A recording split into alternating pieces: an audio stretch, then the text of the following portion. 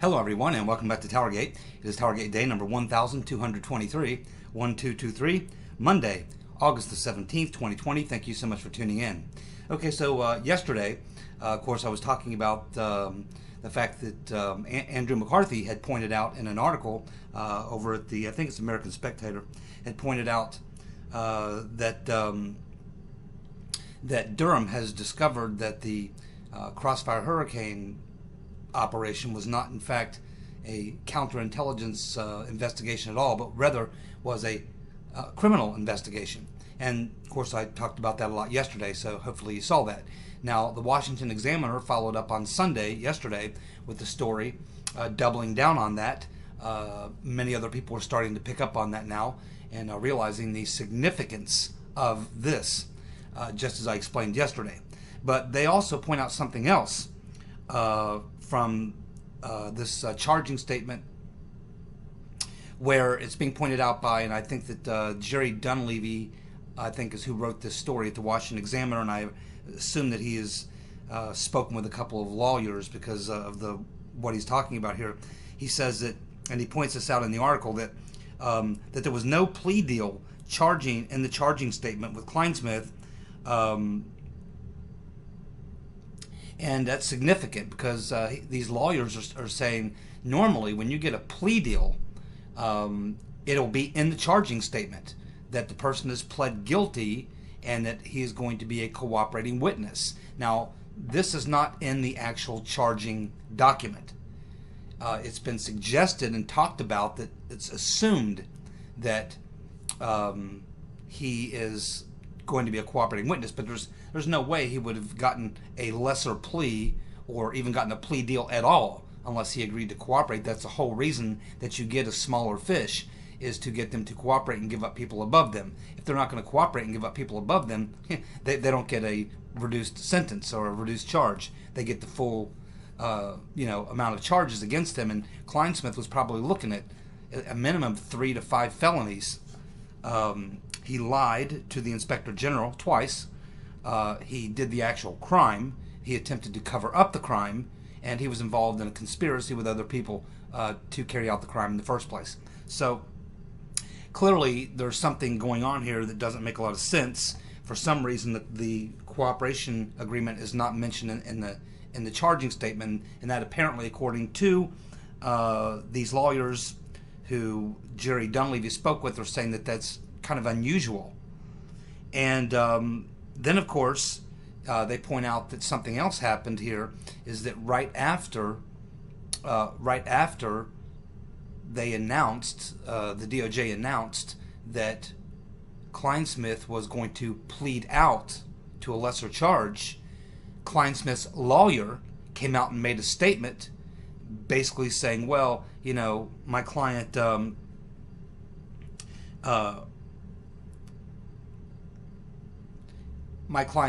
did not intentionally commit this crime,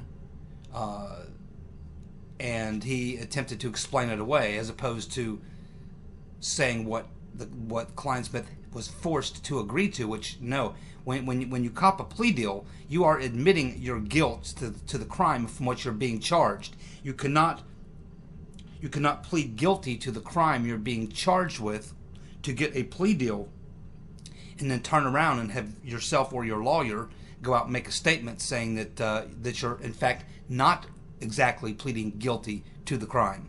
That is a problem. It's a problem for his lawyer because could violate the terms of his plea deal. Part of the terms of the plea deal is that you are going to admit that you did this, not just in court, but in the public and to the media, whoever. So now there may be an issue here. I don't know. Again, I'm not a lawyer. I don't have the inside skinny on these proceedings and how they work. But this lawyer is pointing out to Jerry Dunleavy that that's two very unusual things. Number one, that the plea deal and the cooperation agreement would not be in the charging statement, and also that the lawyer for the person who pled guilty to the crime would come out and completely do a 180 and say that his client is in fact was not intentionally trying to commit the crime, which is exactly what he just is to plead guilty to. And I imagine that would happen this week. we assume that sometime this week, Cliensmith is going to walk into court. He'll be charged with the crime he agreed to plead guilty to, and then the government at that time will say, and so-and-so Cliensmith has agreed to plead guilty to this crime. We have accepted his guilty plea, and that comes in accordance with. Usually that's when they say, a cooperation agreement or something like that, and then of course the judge is going to ask the person if this is true, they are going to plead guilty, and at which point the person will say, yes, Your Honor, I have agreed to plead guilty and cooperate with the government, or whatever. This is how this should go. But, it's up in the air exactly what's going on here, and it may work out that way. That's exactly what may happen. But it's just being pointed out that the cooperation agreement is not in the charging statement, and that the attorney for Cliensmith essentially came out right after the DOJ went public with this. The Cliensmith's attorney came out and essentially disputed what his client is pleading guilty to, and that's a problem. So I don't know if this attorney for Cliensmith has screwed up, or if they're trying to play a game, or what they're trying to do. Certainly Durham is too experienced of a prosecutor to get played by this attorney or whatever, so I don't think that that's what's going on. Not sure what's going on, but we expect that this indictment will be answered this week in court. I've not heard anyone give a date, but we assume, this just happened. The charging statement is there. The agreement's been made as far as we can tell, at least verbally. We assume there's been documents signed. But that means that the case would probably be heard this week, especially because it's a plea deal. It's open and shut. Typically, when there's a plea deal, it happens very quickly. Right after the charging statement comes out, usually a couple of business days, and there's a court hearing. It's almost like an arraignment, where you're kind of arrested, and a day or 2 or 3 later, you get an arraignment. When you plead guilty, it's kind of like, works almost like an arraignment. You've pled guilty, boom, it speeds up the whole process. Within a few days, you're in court pleading guilty. And of course, typically the government wants to move quickly on this because, as in most cases, when you've pled guilty, you've agreed to cooperate, and they want your cooperation. They want you to plead guilty in court, finalize that, then they want you immediately to sit down with them, probably the same day after the court hearing, and begin talking. So we will have to wait and see. I assume that we'll find out and get more details about this and see exactly what's going on here. By the end of the week, I think we'll know something. So that's something to watch out for and to pay attention to. Now, on Sunday morning, Maria Bartiromo had Stephen Schrage back on, and they were discussing that there's been this, I don't know if it's a rumor or if there's actually evidence to support it, but let's just call it for now what it is, rumor that Alexander Down the Hatch Downer attended that conference or what have you at Cambridge set up by Mr. Schrage, where they first began to entrap Carter Page.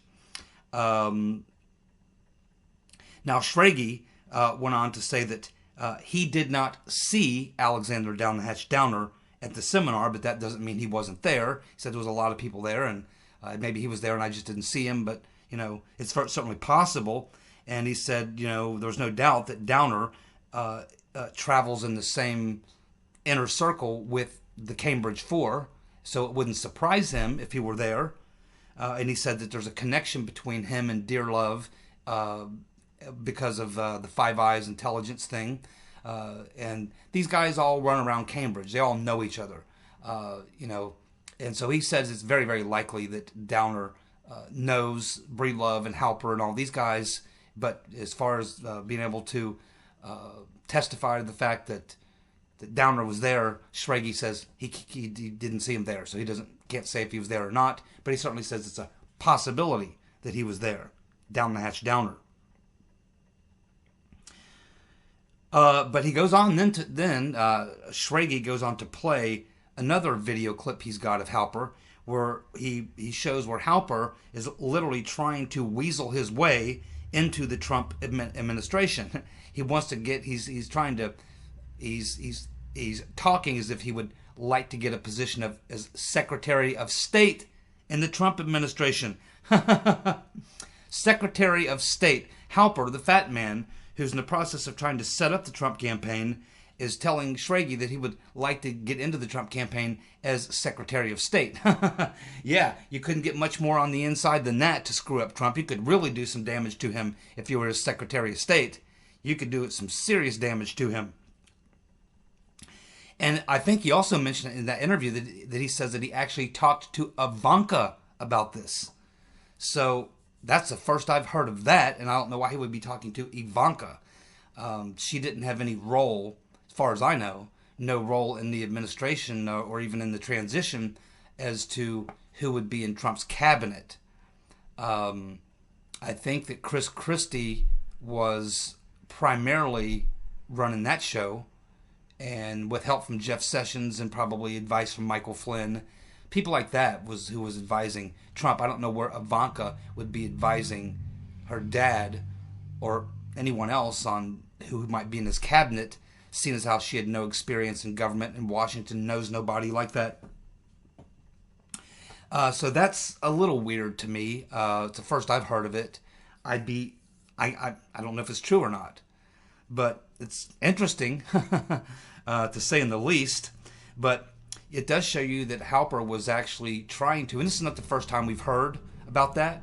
I think Papagalopoulos was also mentioning that Halper had mentioned to him something about the fact that he would be an asset to the Trump team, serving in some foreign policy position, and that. But I think he was talking to Papagalopoulos about an ambassadorship, which he also mentions to Schrage. Talks about maybe being ambassador to, like, the Philippines or something, which would be a key position. The Philippines would be a very key diplomatic position. You'd want to be careful who you put in there because of what's going on in the Philippines right now with Duterte. He's kind of a crazy guy. You don't know where he is from one day to the next. One day he's pushing back against China. The next day he's in bed with him. He's all over the place. He's a very difficult person to understand what he's thinking. But that would be one of the more delicate positions in Secretary of State, or for an ambassador. And you'd want to make sure that you got a pretty solid person there and someone who's very well read on Pompeo, on his foreign policy directives and things like that. So it just shows you that the extent and the lengths that they were willing to go to. Now, clearly, is evidenced by the facts of the cases we know them today. They were successful. They were successful at getting some people into the Trump team, into his cabinet, who were working against him. H.R. McMaster would be obviously the main one. Of course, we have Yovanovitch, who got her position.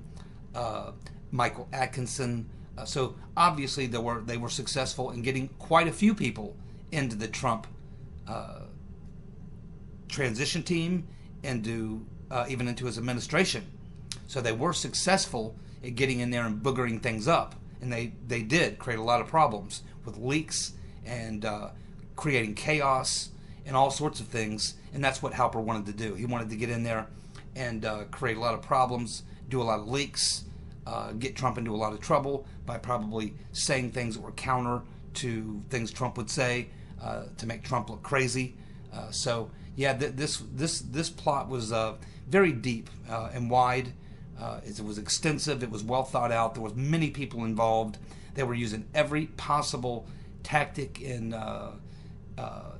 strategy that you could possibly imagine if you wanted to really just destroy someone inside the presidential administration, specifically the president in this case.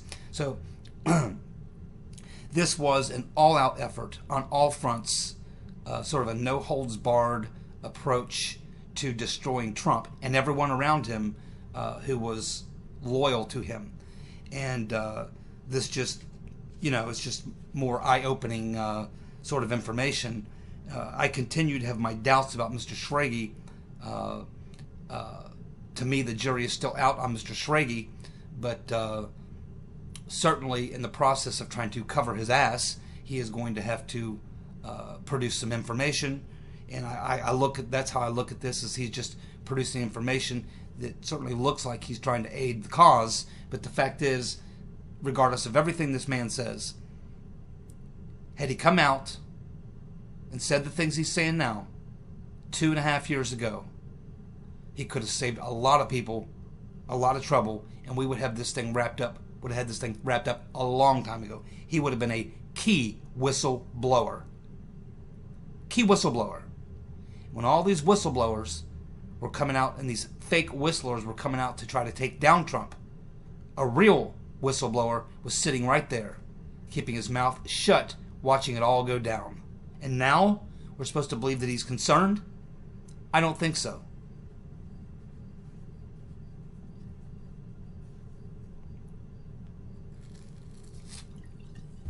I was born at 2 a.m., but I was not born at 2 a.m. last night. And, of course, we've had this story in the last 24 hours about the fact that Comey knew, meaning Comey knew about Carter Page being a CIA operative, I guess. There's various different terms that are being used, but basically working for the CIA.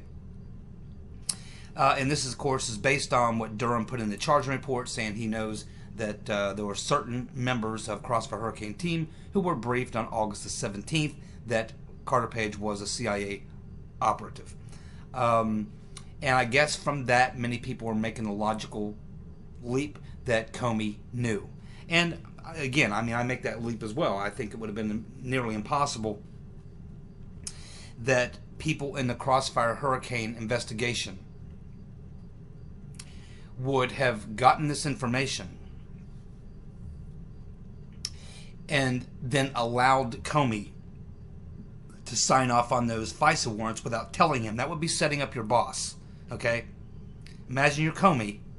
You're getting ready to sign off on FISAs on someone.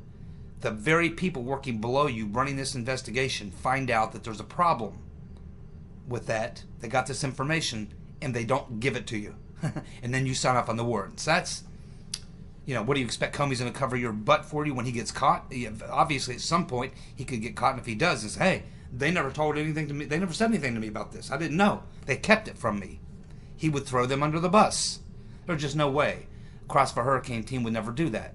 They, in this particular situation, they want to cover their butt, and the way they cover their butt is by making sure they do tell Comey. It covers them. Well, it doesn't really cover them, but in their mind, it covers them. They at least always can say, hey, we took it to the director. We let him know that Carter Page, according to the CIA, was working as an operative, but, it was Comey's call to sign off on that FISA, and he did. I mean, Lisa Page and Pre-Step and Peter's been stroking us. They didn't sign the FISA warrant. Comey did. So, that's how they look at it. I didn't sign the FISA warrant. If you ask Lisa Page, I didn't sign the FISA warrant. Comey did. Oh, yeah, we told him that Carter Page was definitely working for the CIA. Of course, Comey can always say, well, if in fact you got this information that he was working for the CIA, you say that you told me, I say that you didn't. Why did you give me this if you knew that he was working for the CIA? Why did you even give me this, pass this FISA up to me to be signed off on? You see, so they kind of got each other by the scrotum, you might say.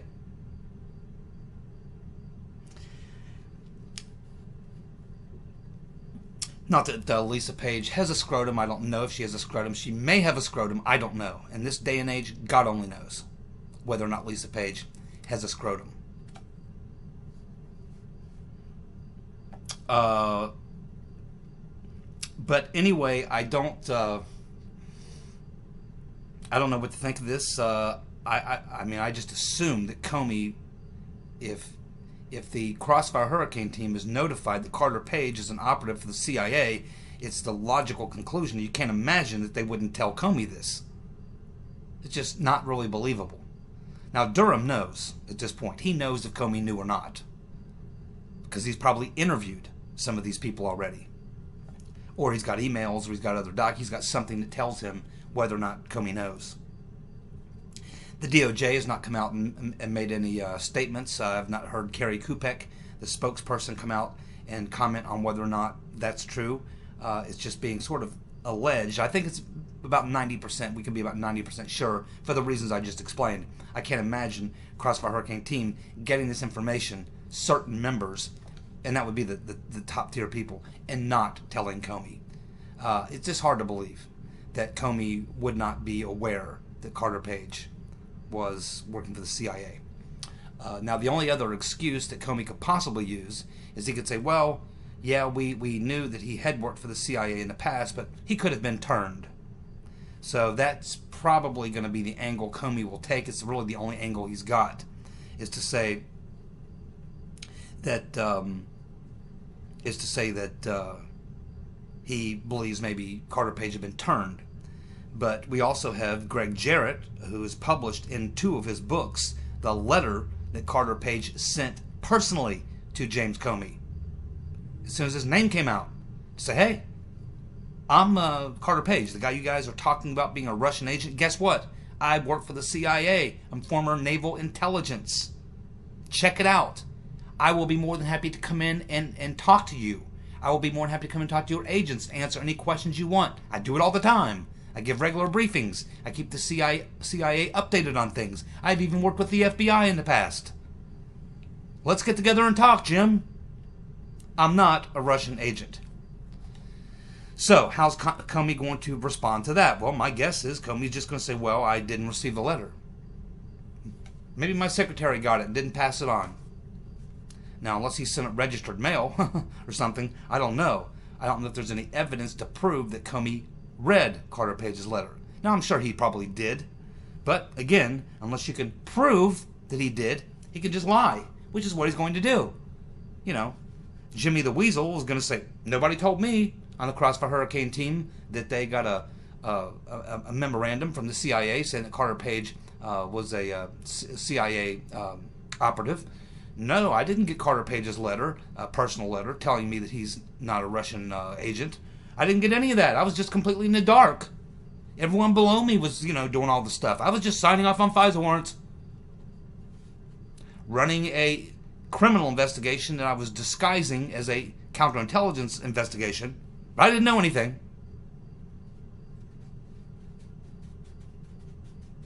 Yeah. Something tells me Mr.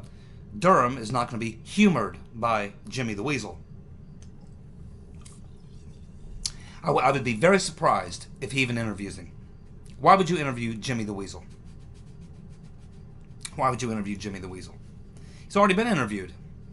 Testified in front of Congress in open hearings. Testified in front of Congress in closed hearings. We don't even know what he was asked there and what his responses were. He's written, 2 or 3 books. He's been out on speaking tours. I mean, he's pretty much incriminated himself all over the place. Tweets, you name it. You don't really need to ask him any questions. And based on what we know about Jimmy the Weasel, he's going to lie. I mean, as much as I dislike Chris Ratboy Wallace, Ratso, the Ratso and Batso team, Ratso Wallace, he tore Comey apart on the, was it might have been Brett Baer. Actually, it might have been Brett Baer. I think it was Brett Baer. I don't think it was Wallace, but maybe it was both. Can't remember. It's been too long. Where they said, hey, you talk about this mosaic of information about the Steele dossier not being everything, just like part of a mosaic. Well, guess what? We got the Inspector General's report. No, there was no mosaic. It was the Steele dossier. And Comey just spun his way out of that, too. He looked bad doing it. He didn't pull it off or anything. It was pretty obvious that, nobody was buying what he said. So I don't know that you even need to interview Comey. I think you just go ahead and arrest him, indict him, be done with it. He's your top tier target. Why bother? You're not looking to cut a deal with him. Who's he going to give up? There's only 2 people above him. Loretta Lynch, and then once Sally Yates took over, and then at some point Rodenstein. I mean, the Attorney General or Acting Attorney General and the President. That's the only 2 people the FBI Director really answers to. It's only 2 people. They are not going to ask him to give up the President. Obama. They're not going to do that. The most that they're going to do to Obama is get the truth out so that everyone knows what he was involved in. but we're not going to indict an ex-president. Okay? I think it should happen. I think we should do it. I think we should hang him. I'm right along with everyone else. But I'm just telling you that I would say that there's less than a 0.1% chance that they will ever bring Obama in and even question him. Now, Gerald Ford was brought in to testify. George Herbert Walker Bush did some sort of a little, behind closed doors testimony or something. That was all a show, though. But for the record. So the idea that you would question Obama is not out of the question. The idea, though, that you're going to indict him, no. No, they're not going to indict him. I think that their plan is to indict everyone around him as high up as they can go, and so that it leaves no doubt, because these people will all write books or make statements or try to they'll throw Obama under the bus. It's just that the DOJ won't bite. They won't prosecute. So the Obama will be destroyed in terms of his, he will be proven to have been involved in this. His legacy will be destroyed. Is what will happen. He'll look very, very bad when this is all said and done, but he won't be indicted. That's my personal belief. I don't agree with it, but I think that's what we're looking at. I think this will stop at Comey, Brennan, and Clapper. I would even be surprised if now I don't know, John Bash is looking at the unmasking. That's Power and Rice. And it may get to Power and Rice, but that's as far as that would go. Silly Sally could have some problems. Of course, Loretta Lynch learned from the Clintons never to get your fingers dirty, never to get your hands dirty, so they won't get anything on her. Remember, we've already seen her testify. I could go back through we went through her testimony, and I can tell you right now that there's only 3 words that come out of her mouth, ever. I can't recall, I can't remember, and no. No, I don't know. Don't know, can't recall, can't remember. Don't know, can't recall, don't remember. That's the only 3 words that come out of her mouth in any hearing. Can't remember, don't recall, don't know. That's all you ever get out of Loretta Lynch. And that she learned from the Clintons. Remember, she's a Clinton protege. It was Bill Clinton that brought her into, the top tier level of government from where she was. And she learned very well from the Clintons that you never get your hands dirty. You let other people commit the crimes and always leave yourself plausible deniability. And that's exactly what she's done. Silly Sally, of course, took the bait, and she went after it hard to take down Flynn. She's playing dumb, and she is pretty dumb. All these people are pretty dumb. In fact, by the way, if there's one thing we've learned up to this point, is that these people, Strzok, Page, and Comey, and Brennan, and Clapper, for all this, this sort of aura that they have of them as being these top-tier government officials, really smart and all this kind of stuff, what we have learned about these people is that they're all pretty dumb. These are not very smart people. You do not do what they did and carry it out in the way that they did if you're pretty smart. They should have, and I know a lot of people say, well, they never had any idea Trump could win. Well, they obviously did because they talked about the insurance policy. Hey, what if Trump does win? It is possible. I mean, he had closed the race. By the time you get into September, when a lot of this stuff is happening, October was the FISA warrants on Carter Page. By that time, Trump had closed the gap to within 4 or 5 points. I mean, it was going to be a close race at that point. And you, of course, had the Clinton email investigation, and that was still kind of clouding things over. You had the disgruntled Bernie Sanders supporters out there that was going to hurt Clinton. She wasn't going to get their votes. So there was certain reason to believe by September, October, that race had tightened up. They knew there was a chance that Trump could win, and they went ahead and went on the record with everything they were going to do and left all kinds of breadcrumbs. I mean, it's not hard to put this thing together. It's a very wide conspiracy. It's time-consuming. You have a lot of people covering up. You have corrupt people in the DOJ and formerly at the intelligence community hiding documents, playing hide-and-seek with the evidence. So it's been like pulling teeth getting through that. But once we actually got a U.S. attorney on the job they can't play games with Durham. When Durham says, I want these documents, they got to give them to him, If Devin Nunes tells, Chris Wray, I want these documents, Chris Wray's like, yeah, you'll get them. You'll get them when I get ready. Or Rodenstein, screw you. Mueller, screw you. But it's not that way with John Durham or Bash or Jensen. Now that they are been given their status is that they are special. They're not special prosecutors. They describe themselves in the charging statement. Durham describes himself as a special attorney, I believe, something to that effect. He doesn't call himself a special prosecutor, but a special attorney. In other words, when he goes to Chris Wray or State Department or Intelligence Committee says, I want these documents, they got to give them to him. You know, he doesn't get to run around. He doesn't have to do a FOIA request, doesn't have to wait 6 months, doesn't have to go to court, doesn't have to sue anyone. He just says, I want them. And if you don't give them to him, then he'll just go back to Attorney General Barr and say, well, they're not giving me these documents. I know they have them. And at which point they'll dispatch, a couple of Marines to assist Durham, and they'll march him to the office where the documents are, and he'll get them himself. So that's how that goes. Of course, we learned from Lindsey Graham in the past day or so that he is going to send a criminal referral to John Durham on Bill Priestap. Again, Priestap's got a lot of problems, most of them criminals, illegal as well. He managed to stay on the peripheral of this thing for a very long time, but in recent months he's gotten dragged into it too. And now that we know he was the one that gave that briefing, he may likely try the Comey defense, which he may tell these guys in closed doors in these hearings this week. He may say, well, no one told me. He might try to play dumb too. No one's going to believe that. He's the number one guy at counterintelligence, essentially almost equal to a Comey. He's like considered just a step below Comey. Number one at counterintelligence, just below the director. Very, very, very hard to believe that he wasn't aware of everything that was going on. Priestap is a guy, again, and of course we know he took that trip to London the very same week that Downer is in London playing the game with Papagalopoulos. Bill Priestap is in town. I'm sure someone better ask him if during that week that he was in London, if he met with or spoke with Downer, or an intermediary between himself, the FBI, and Downer. That I certainly would believe would be an essential question, but we don't know. This is behind closed doors deposition on Priestap. And hopefully that those transcripts will be released sooner than later.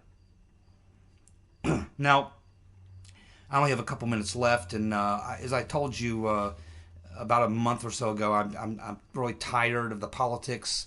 I really don't want to cover the politics of this anymore. I just want to cover the crime. And so I'm pretty much sticking with that, but I did want to make a brief comment on something political, and it has to do with the fact that the last few days we've seen quite a few stories, including a couple on news sites that are generally friendly to Trump, like the Daily Caller. This article that was there on Sunday suggesting that Trump has a lot to worry about in terms of getting reelected and other issues with the House and the Senate. I just want to assure each and every one of you, Trump is going to be reelected, okay? Unless the Democrats find a way to cheat and literally steal the election through voter fraud, election fraud, that is the only way. They're not going to win this election fair and square. Trump's going to win, and he's going to win bigger than he won before. As most of you know who were with me at the time, I predicted Trump would win with 302 electoral votes 3 weeks before the election, and I have two witnesses to that, my mother and my granny. My mother and my granny would sit right here and tell you, yes, I predicted Trump would win 302 electoral votes 3 weeks before the election. Now, I don't have time to go into all the reasons why Trump is going to win and win bigger in 2020 than he did in 2016. I think a lot of them are obvious. I don't have time to go into it now. But let's just say he's going to do much better with the black vote. I think law and order is going to be the number one issue in this. And of course, the number two issue will be who's most able to bring the economy back after coronavirus, and he's already on the road to doing that very well. But keep in mind there's two bombshells waiting out there. Obviously Barr is going to drop to the American people. He said it on Fox. He's going to make sure the American people know what happened in 2016 before they vote in 2020. That's a biggie. And of course, Joe Biden, it looks like they are going to march him out there in a debate with Trump, and it's over at that point. So I do have concerns about the Senate, but that's only because you have a few Republicans who have been not strong supporters of the president. It's because their lack of support for the president that they could be defeated, and I am concerned about the Senate. I think that's going to be much closer. I think we have a better than 50-50 shot at winning back the House. That's my thoughts on the politics of the day. Thank you for tuning in. I'll be back tomorrow with more TowerGate. See you. Bye.